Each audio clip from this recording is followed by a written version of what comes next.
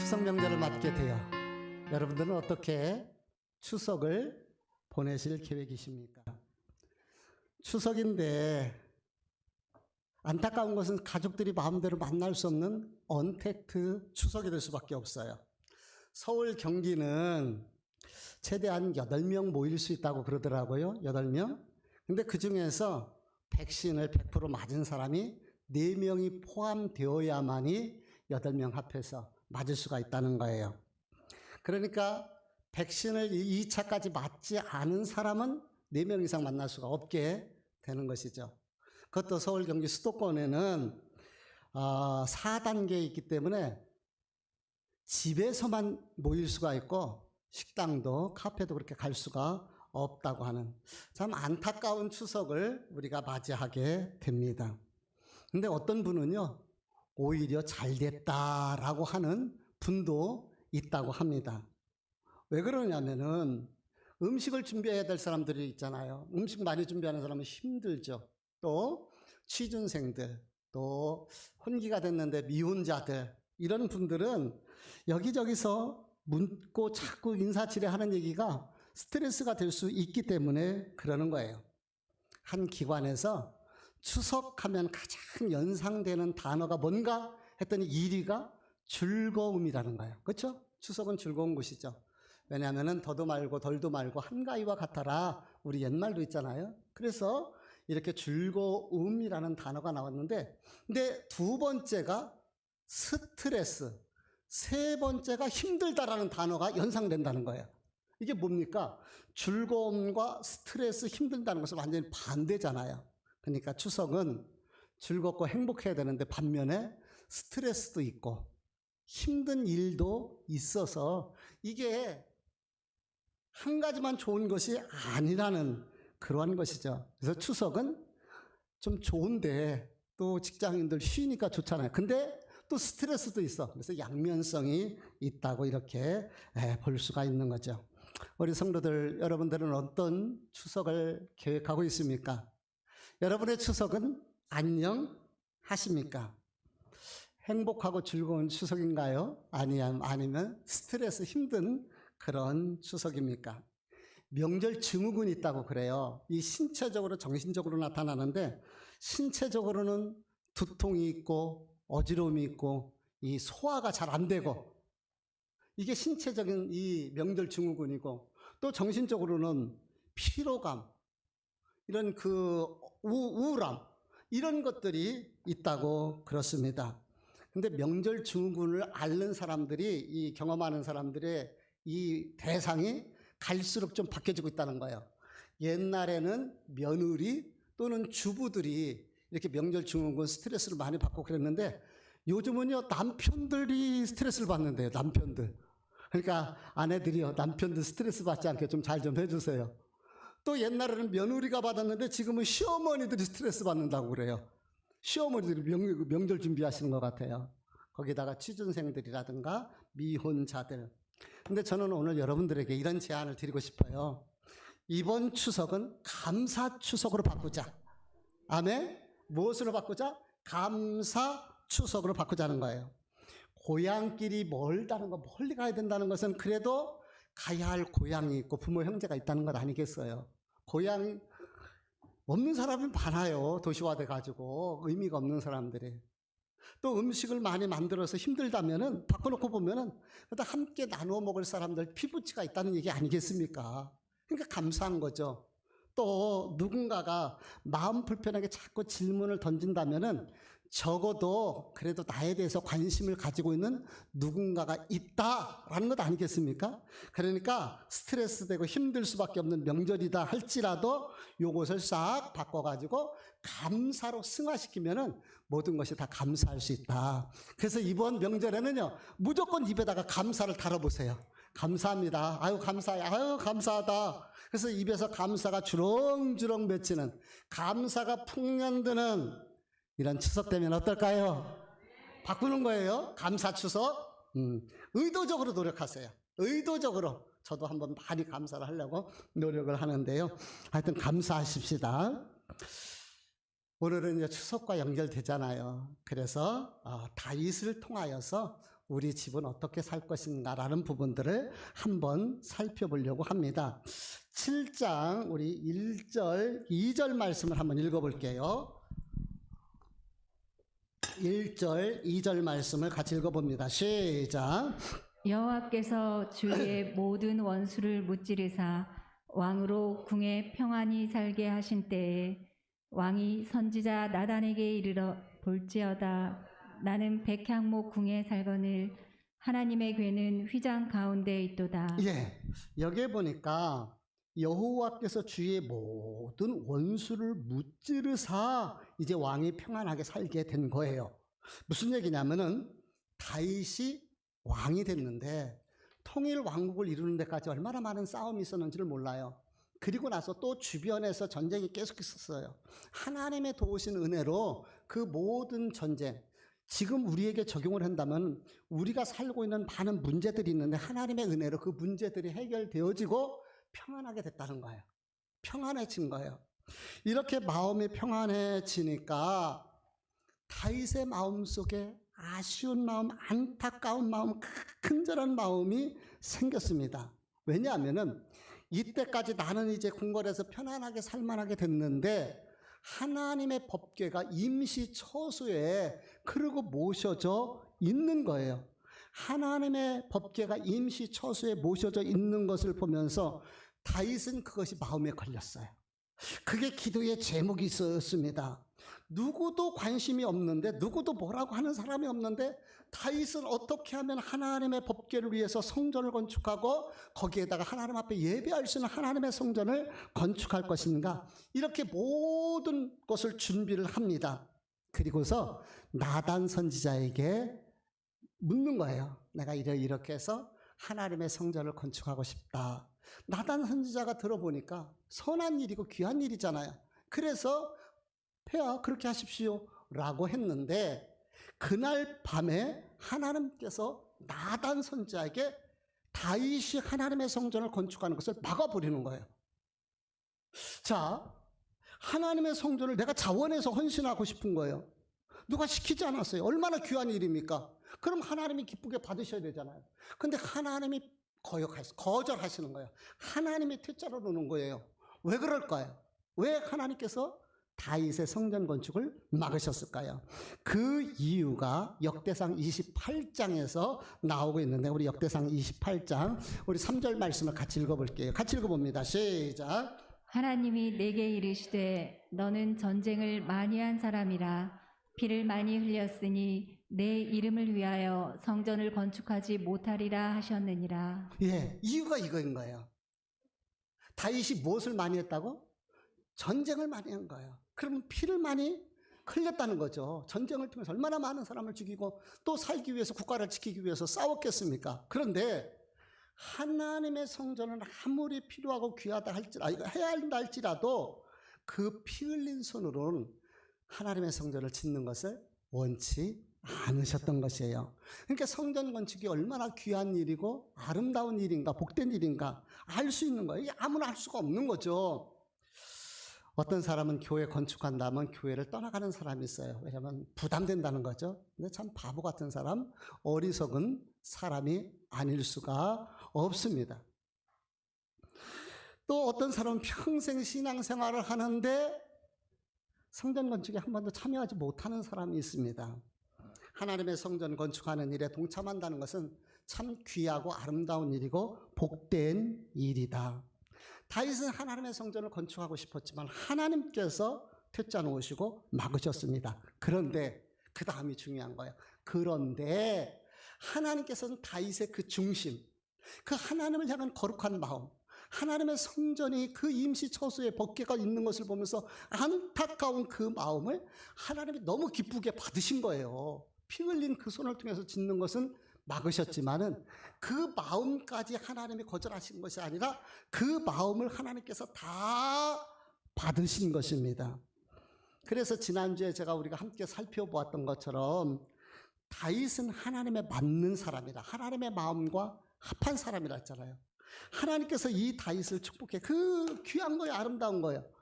그래서 다윗을 축복하시고 그 후손을 통해서 이 땅에 예수 그리스도 메시아가 탄생하게 되는 그 언약의 말씀을 주신 것입니다.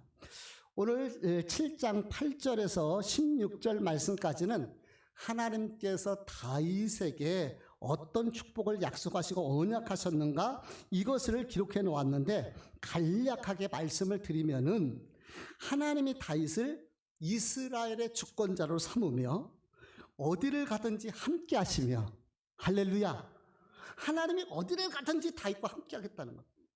임마누엘의 하나님 뿐만 아니라 다윗의 이름을 높여주시고 또 모든 원수에게서 벗어나 편안하게 하시며, 그리고 다윗의 집안이 영원히 하나님의 복을 받기에 하나님이 그 집안을 축복해 주시겠다고 약속해 주신 것입니다. 하나님이 주권자를 삼고 높여주신 것만 해도 감사하고 어디를 가든지 함께 해주시는 거 감사하잖아요. 근데 자자손손 하나님 앞에서 영원히 복을 받게 하는 이 언약을 하나님께서 주신 거예요. 다른 것이 아닙니다. 하나님을 사랑하여 하나님을 향하는 마음, 하나님 앞에 제사할 성전, 하나님의 법궤를 모실 수 있는 그 성전을 건축하고 싶어 했던 그 마음을 하나님이 이렇게 기쁘게 받으신 거예요. 직접 하는 것은 막으셨지만, 지난 화요일 아침에 조용기 목사님이 소천하셨다는 그러한 소식이 문자를 통해서 제게 왔습니다.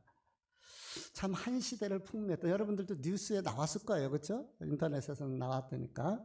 참 귀하신 분이고 한국교회의 한 획을 그으신 그러한 목사님이십니다. 참 안타깝더라고요. 그래도 인생을 할 수 없어요. 아무리 유명해도 하나님 오라 하면은, 아무리 주를 위해서 일해서도 하나님이 부르시면 할 수 없는 거죠 뭐. 근데 오래전에 조용기 목사님이 하셨던 말씀인데, 조용기 목사님이 유럽에 가셨다가 깜짝 놀란 일이 있었다는 거예요. 왜 유럽은 아시아나 아프리카나 남미, 중남미에 비해서 저렇게 부유하게 잘 살 수 있을까? 아무리 봐도 우리나라 사람보다 더 머리가 좋은 것도 아닌 것 같고, 그렇다고 거기가 특별히 자원이 더 많은 것 같지도 않은데 어떻게 저렇게 좀 우리 그 당시 아주 오래전이니까 이렇게 부유하게 잘 살 수 있을까? 이게 궁금해 갖고 그것을 연구하기 시작했다는 거예요. 그래서 한 번은 차를 타고 한 지방에, 아마 막 여주 같은 그런, 여주로 따지면 대신면 같은 이런 데를 갔겠죠. 이런 데를 가서 보니까 우리 옛날에 그 유럽 지역들 알잖아요. 그 빨간 지붕에다가 또 오래된 그 건축물들. 그런데 이렇게 가다가 보니까 모든 집들이 교회를 중심으로 해서 져져 있고요. 창문들이 다 교회를 향해서 열려져 있고, 만들어져 있고, 창만 열면 다 교회가 보이게 만들어져 있더라는 거예요. 그러면서 길도 교회를 중심으로 만들어 있는 그것을 보면서, 아하, 그렇구나. 이들이 이렇게 하나님을 사랑하고 교회 중심의 삶을 사니까 하나님께서 이 민족의 이 나라들에게 이렇게 복을 주셨다? 무릎을 치고 그때 깨달았다고 합니다. 우리 한번 그림을 하나 볼까요? 이게 뭐죠? 밀레의 만종. 이 모습은요, 이게 파리 근교라고 그래요. 파리 근교. 지금 시대 거 아니죠. 그래도 1800년대, 900년대 이렇게 초일 텐데요. 이런 곳에서 하루 일과를 잘 마치고, 농사 짓는 시대잖아요. 그리고 교회에서 종소리가 들리니까 그 종소리에 맞춰 하루 일과를 마치면서 하나님 앞에 기도하는 모습이에요. 이게 그 시대 사람들, 유럽 사람들의 생활이었어요. 생활. 그러니까 하나님께서 그렇게 풍성함을 준 것이죠.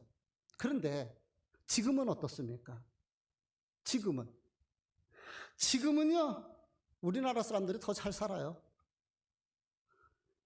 믿음을 위해서, 신앙을 위해서 목숨까지 버리고 신대륙까지 찾아갔던 그 신앙인들 아닙니까? 근데 지금은 하나님을 떠났어요.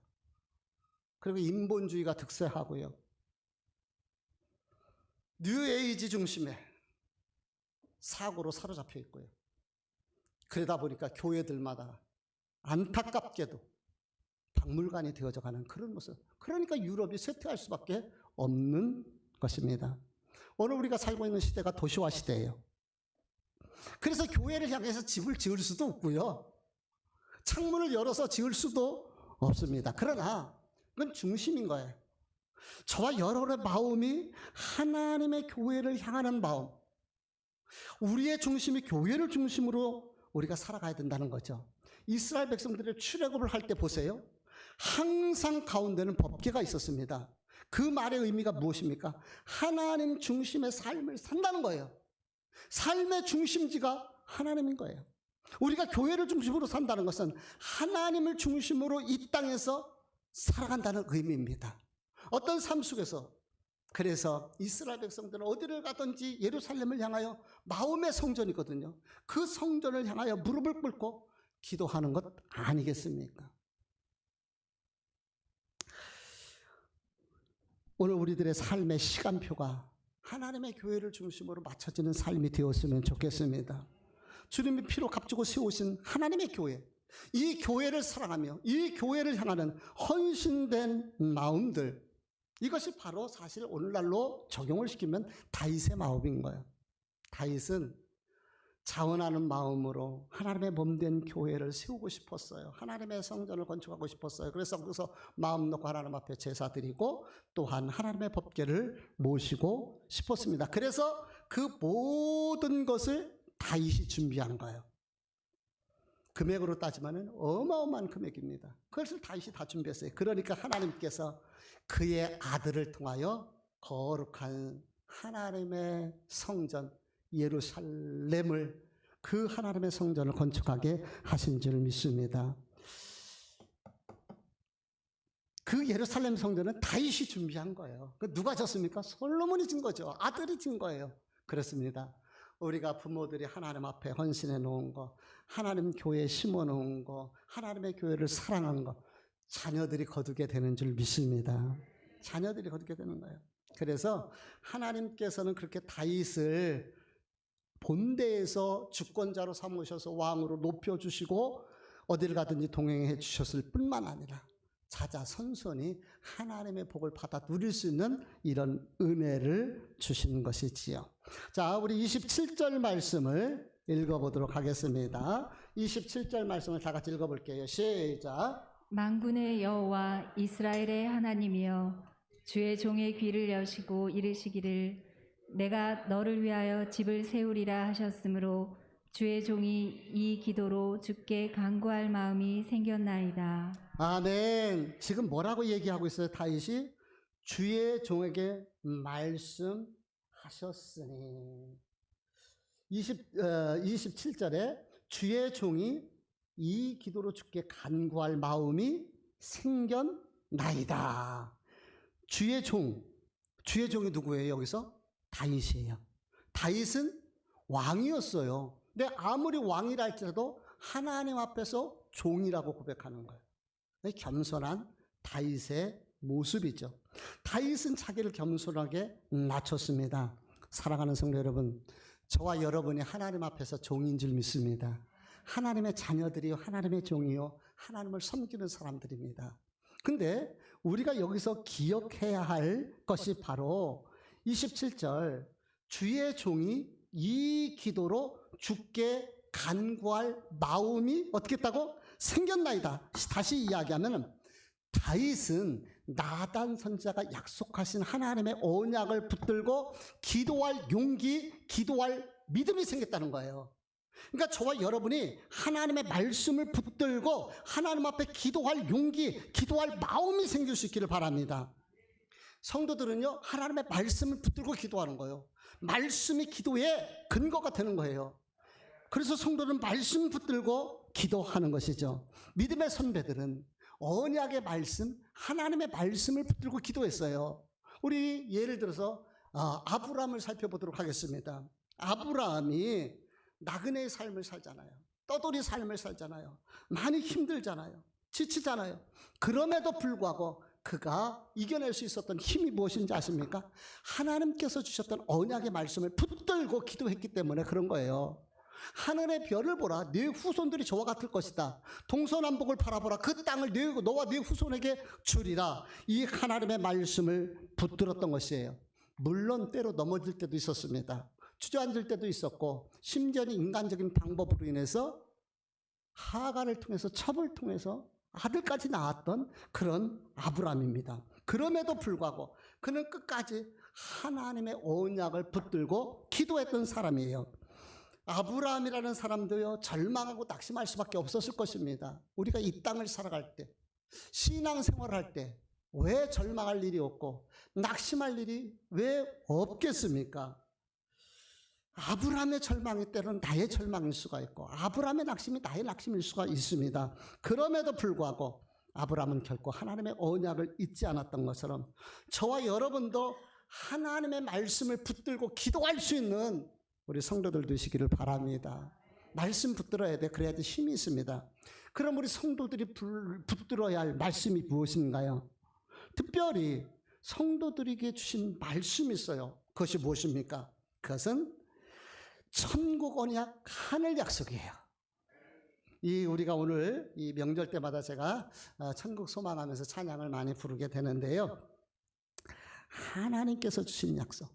돌아갈 내 고향 하늘나라. 이 땅은 나그네다. 천국을 준비하는 시간이다. 하나님께서 나에게 천국 영원한 본향. 인생 80, 요즘 100살까지 살고 있어요. 그래도 돌아보면은 참 빠른 게 세월일 것입니다. 천국은 영원한 곳. 저와 여러분이 영원히 우리 하나님과 머물 아름다운 본향인 줄 믿습니다. 그러므로 우리 성도들은 이 천국 본향, 하늘 약속 말씀 붙들고 하나님 앞에 기도해야 되는 거예요. 그러면은 흔들리지 않습니다. 한번 여러분 돈을 붙들어 보십시오. 사람을 붙들어 보십시오. 돈이라는 나침반, 사람이라는 나침반, 어떤 환경이라는 나침반은 시시각각 움직입니다. 그러나 말씀의 나침반은 절대로 흔들리지 않고 견고합니다. 그러므로 말씀 붙들고 나가는 사람들에게는 하나님의 승리를 보게 될 것이고 말씀 붙잡은 자들에게는 하나님의 결과를 보게 될 줄 믿습니다. 영원한 본향뿐만 아니라 이 땅에서도 잘 돼요. 잘 됩니다. 우리 29절 말씀을 읽어보도록 하겠습니다. 같이 읽어봅니다. 시작. 이제 청하건대 종의 집에 복을 주사 주 앞에 영원히 있게 하옵소서. 주 여호와께서 말씀하셨사오니 주의 종의 집이 영원히 복을 받게 하옵소서 하니라. 아멘. 여기 뭐라고 얘기하고 있습니까? 뭐라고 얘기를 하고 있어요? 종의 집이 영원히 복을 받게 하옵소서. 지금 다윗이 하나님 앞에 소망하며 기도의 제목을 가지고 하나님 앞에 나가는 거예요. 그러니까 이것은요, 다윗의 소망이고 다윗의 기도 제목인 것입니다. 종의 집이 영원히 복을 받게 하옵소서. 다윗은 하나님을 통해서 영원히 하나님의 복을 받아 누리기를 원했던 소망, 그리고 이것이 기도의 제목이 된 거예요. 저와 여러분의 기도의 제목이 되기를 바랍니다. 따라서 한번 해볼까요? 종의 집이 영원히 복을 받게 하옵소서. 크게 아멘. 하나님이 주시는 복이 뭐예요? 하늘의 신령한 복, 땅의 기름진 복. 아멘. 하늘의 신령한 복과 땅의 기름진 복인 거예요. 그럼 하늘의 신령한 복이 무엇이에요? 영혼 구원의 복이에요. 천국 복음, 하늘나라, 영원한 하나님과 함께하는 그 영광, 기업으로 약속하신 그 하늘 상급을 우리가 하늘의 신령한 복이라고 볼 수가 있어요. 땅의 기름진 복은 무엇입니까? 이 땅을 살아가는데 우리가 필요한 것이에요. 그것이 무엇입니까? 육신 강건의 복, 가정 화목의 복, 자녀 형통의 복, 물질 부유의 복. 아멘. 그래서 이 열린 축복 교회에 이 오복에는 하늘의 신령한 복과 땅의 기름진 복이 다 들어가 있는 거예요. 우리 십자가를 보세요. 십자가는 위로 수평으로 이게 균형을 이루고 있어요. 하나님과 나와의 관계, 이 땅을 살아가는 세상과의 관계, 이게 십자가가 균형을 이루는 것처럼 마찬가지예요. 하늘의 신령한 복, 영원 구원, 천국, 하늘나라, 내 본향, 우리가 돌아갈 영원한 고향, 그 천국과, 그런데 우리가 꼭 하나님 나라 가기 전까지 이 땅에서 살아가야 되잖아요. 그럼 살아갈 때 필요한 부분들이 있잖아요. 그것이 바로 열린 축복의 오복이 되는 줄 압니다.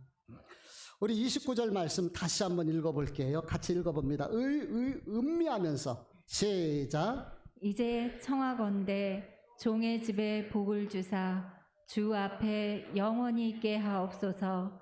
주 여호와께서 말씀하셨사오니 주의 종의 집이 영원히 복을 받게 하옵소서 하니라. 아멘. 이제 청하건대 종의 집에 복을 주사 주 앞에 영원히 있게 하옵소서. 하나님 앞에 영원히 있게 하옵소서. 자자손손이 하나님을 믿어 하나님 앞에 예배하는 삶을 살게 해주옵소서. 다른 게 복이 아니요. 우리의 자녀들이 하나님 안에서 영원히 하나님 앞에 예배하며 하나님을 경배하며 하나님 앞에 쓰는 것이 복이 되는 줄 믿습니다. 어떤 나라에 큰 난리가 났다고 그래요. 왕이 급하게 왕궁을 버리고 시골로 몇 명의 신하들만 함께 동행해서 그렇게 몰래 피신해서 한 마을에 숨어 들어갔습니다. 한 농부가 이 낯선 길손들을 정성껏 사랑으로 대접해주고 묵을 수 있도록 도와주었습니다. 다행히도 그걸 하니 금방 끝나게 돼가지고 이제 왕이 신하들과 함께 환공을 하게 됐어요. 돌아가서 보니 그 농부가 고마워요, 안 고마워요? 여러분 같으면 안 고마울까요?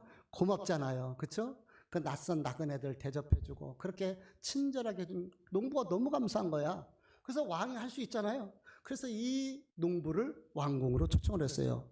농부가 가서 보니까 웬일입니까? 그 낯선 나그네들이 세상의 왕과 신하 일행이었던 것이에요. 너무 깜짝 놀란 것이죠. 왕이 말합니다.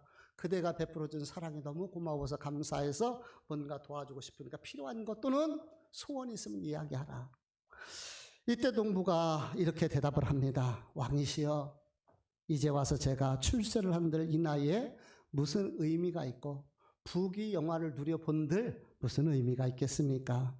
그것들은 아무 소용이 없습니다. 저는 다른 소원이 없습니다. 근데 한 가지, 제가 얼마 안 있으면은 이제 생일을 맞게 되는데 폐하께서 제 생일잔치 한 번만 와주시면은 감사하겠습니다. 마침 제가 한갑이라 자식들이 없는 가운데서도 조촐하게나마 이렇게 한갑잔치를 해준다고 하니 그렇게 와주시면 감사하겠습니다 라고 한 거예요. 왕이 아유 뭐 못 들어주겠어요? 그래서 가겠다고 이렇게 약속을 합니다. 그리고 드디어 며칠이 지나서 이제 그 농부의 환갑날이 있어요. 그 시골에 그 초가집에 왕이 들어간 겁니다. 그 지역의 관리들이 관원들이 얼마나 놀랬고 그 지역의 사람들이 얼마나 놀랬겠습니까? 그때서부터 이 집안을 사람들이 존경하고 우러러보며 높였다고 합니다. 왕이 환갑집에 한 번 들어감으로 인하여서 이 집안은 영원히 복 있는 집안이 된 것입니다. 사랑하는 성도 여러분, 우리 하나님은 세상의 그 어떤 왕보다 뛰어난 만왕의 왕이 되시며 만유의 주가 되십니다. 왕이 잔치집에 간 것만 해도 그 집안의 영광이잖아요. 가문의 영광이잖아요. 그런데 우리 주님이 우리 집안과 함께 하셔서 자자손손 하나님을 믿게 된다는 것이 이게 얼마나 큰 은혜고 얼마나 큰 복인가요? 좀 실감했으면 좋겠어요. 이보다 더 큰 축복, 이보다 더 큰 은혜가 어디 있겠습니까? 부모들의 한결같은 고민이 뭐예요? 자식 신앙이 마음대로 안 되는 것도 아니겠습니까? 내 마음대로 안 돼요. 그러나 솔로몬을 위하여 터를 준비한 사람은 다윗입니다. 성전은 솔로몬이 줬지만 사실은 다윗이신 거예요. 거저본 거야. 아버지 덕분에. 그렇습니다. 저와 여러분이 하나님 앞에 심어놓은 신앙의 터, 믿음의 그 터 위에 우리의 자녀들이 세워지게 될 줄 믿습니다. 때로는 어그러진 길로 갈 때도 있겠죠. 또 부모 마음 아프게 할 때도 있을 것입니다. 그러나 우리가 포기하지 않냐고 눈물로 자식들을 위해서 하나님 앞에 기도하다 보면은 하나님께서 그 자녀들을 세우시고 하나님 품으로 돌아오는 기회도 오게 될 줄 믿습니다. 그러므로 포기하지 마십시오. 자녀들을 위해서 기도하시고 그래서 우리의 집안이 하나님 앞에서 복을 받아 누리는 이러한 집안이 되기를 원합니다. 결론을 말씀드립니다. 추석을 맞이하다 보니 가정, 고향, 부모, 집안을 생각하게 되잖아요. 인류 역사 이래 가장 복을 받은 가문이 있다면 다윗의 가문이고 가장 명문 가문. 저는 이 다윗의 가문이라고 생각해요. 근데 원래 다윗이 뭐 출신입니까?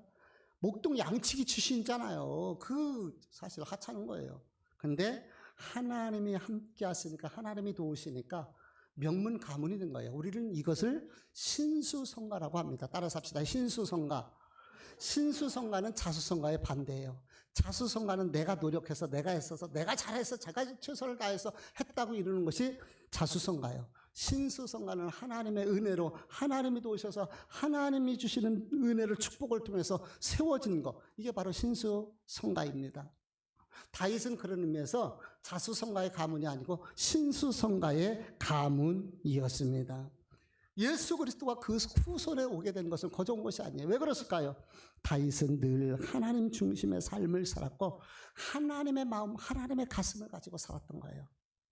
그래서 아무도 관심 없는데 하나님의 법궤가 그 임시 거처에 그렇게 머무르는 것을 보면서 마음 아파하고 가슴 아파했던 것이죠.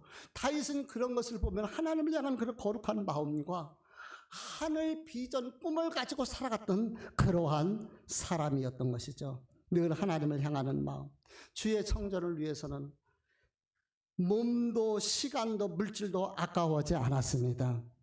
그는 하나님을 향하여 말씀 붙들고 기도했던 사람이고 하나님을 가슴에 품고 살았던 향기 있는 이러한 사람이었습니다. 그러기에 내 마음에 합한 자, 내 마음에 맞는 자라고 그를 축복해 주시고 다윗 시대에 본인 시대는 천수를 다하고 그 시대는 하도 전쟁이 많고 이 반란 내란이 많기 때문에 왕들이요 제대로 1000명을 이루고서 사는 사람이 많지 않아요. 우리나라 조선실록에도 마찬가지고요. 이스라엘의 역사도 보면 엄청나게 뒤집어집니다. 3일 천하, 7일 천하로 끝나는 경우도 있어요. 근데 하나님께서 다 그 생명을 끝까지 지켜주시고 편안하게 잠들게 해주시고 본인뿐만 아니라 그 자녀들에게도 자자손손의 은혜를 주셨습니다. 우리도 다윗처럼 하나님을 향한 아름다운 마음으로 또 하나님을 향한 하나님의 몸된 교회 피로 값지고 세우시는 하나님의 교회를 사랑하는 수고의 마음으로 그 헌신으로 이 땅을 살아갈 때에 때로는 힘들고 지치고 또 주저앉게 되겠지만 말씀 붙들고 기도하면서 이겨내시고 그래서 하나님의 영광을 보는 저와 여러분 되면 어떨까요? 더도 말고 덜도 말고 한가위만 같아라 라고 했습니다. 이번 추석 기간 동안에 행여라도 스트레스 받지 마시고 너무 속상하지 마시고 감정 상할 일이 있어도 잘 다스리시고 우리 감사로 마음 바꾸시고 그래서 하나님 앞에 은혜가 풍성한 추석 되실 뿐만 아니라 오늘 다윗을 기억하면서 어떻게 하면 우리의 자녀들의 가문이 하나님의 복을 누리는 가문이 될 것인가를 고민하면서 저와 여러분의 가문이 영원토록 하나님의 복을 받아 누리는 신수성가의 가문이 되시기를, 집안이 되시기를, 자손들이 되시기를 주님의 이름으로 축복합니다. 아멘. 기도하시겠습니다.